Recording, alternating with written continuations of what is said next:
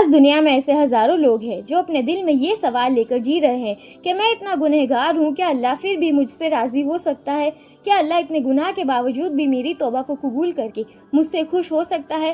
شیطان بار بار دل میں یہ وسوسہ ڈالتا ہے کہ اب تمہارے لیے کوئی راستہ نہیں بچا، لیکن قرآن میں یہ پیغام آیا ہے کہ نا امیدی کفر کے قریب ہے۔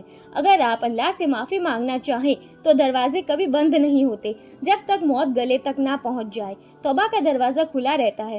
اپنے جتنے بھی گناہ کیے ہوں، چاہے وہ چھپ کر کیے ہو یا کھلے عام، چھوٹے ہو یا بڑے، اگر دل سے توبہ کرو تو اللہ کی رحم کی لہر سب کچھ دھو ڈالتی ہے۔ بہت سے لوگوں کو توبہ کا مطلب نہیں پتا ہوتا۔ توبہ کیا ہے؟ تو توبہ صرف ایک لفظ نہیں، یہ ایک حالات کا نام ہے۔ توبہ کا مطلب ہے اپنی غلطی کا اقرار کرنا، دل سے ندامت محسوس کرنا اور پھر دوبارہ اس راستے پر نہ لوٹنے کا اللہ سے وعدہ کرنا۔ توبہ اللہ کو اتنی پسند ہے کہ قرآن میں اللہ تعالیٰ فرماتے ہیں، بے شک اللہ ان لوگوں سے محبت کرتا ہے جو بار بار توبہ کرتے ہیں۔ یعنی آپ گناہگار ہیں، لیکن جب آپ رجوع کرتے ہیں اللہ کی طرف تو اللہ آپ سے محبت کرتا ہے، اور جو شخص اللہ کی طرف ایک قدم بڑھاتا ہے، اللہ اس بندے کی طرف 10 قدم بڑھ کر آتا ہے۔ اب اگر بات کریں کہ گنہگار اللہ کو راضی کیسے کرے، تو سب سے پہلا کام ہے دل سے اخلاص کے ساتھ توبہ کرنا۔ زبان سے صرف استغفر اللہ کہنا کافی نہیں، دل ہل جائے، آنکھوں سے آنسو بہہ جائے، روح کا بوجھ ہلکا ہو جائے، یہ اصلی توبہ ہوتی ہے۔ دوسرا کام ہے نماز کی طرف واپس آنا، چاہے کتنے بھی دن چھوڑ دی ہو، نماز کو دوبارہ شروع کرنا ہی نئی زندگی کا پہلا قدم ہے۔ نماز آپ کا رب سے کنیکشن ہے۔ جب آپ سجدہ کرتے ہیں تو اللہ آپ کے اتنے قریب ہوتا ہے جتنا کبھی نہیں ہوتا۔ تیسرا کام ہے زیادہ سے زیادہ استغفار اور ذکر۔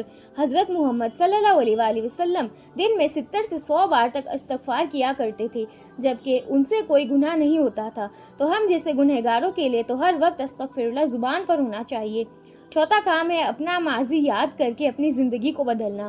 اپنے گناہوں کا ریکارڈ منزل تک لے جانے کے بجائے آج ہی ان کو مٹانے کی نیت بنائیے۔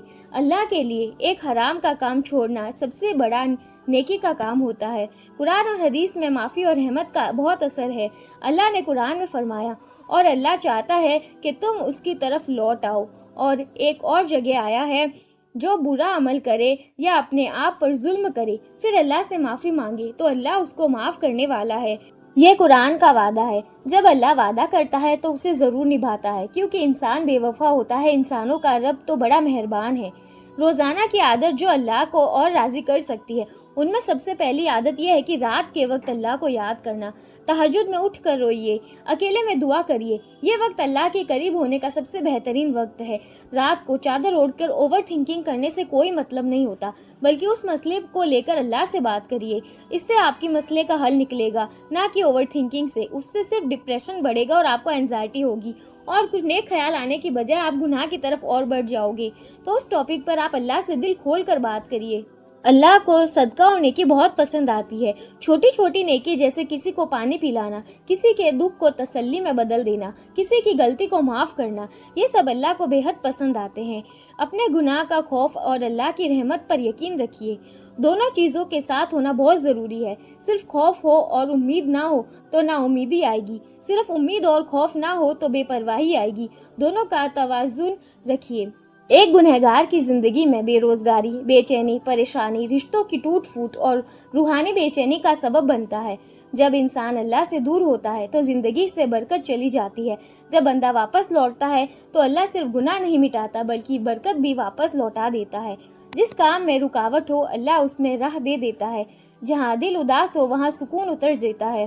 جہاں سب کچھ ٹوٹ چکا ہو وہاں سے اللہ نئی شروعات دیتا ہے۔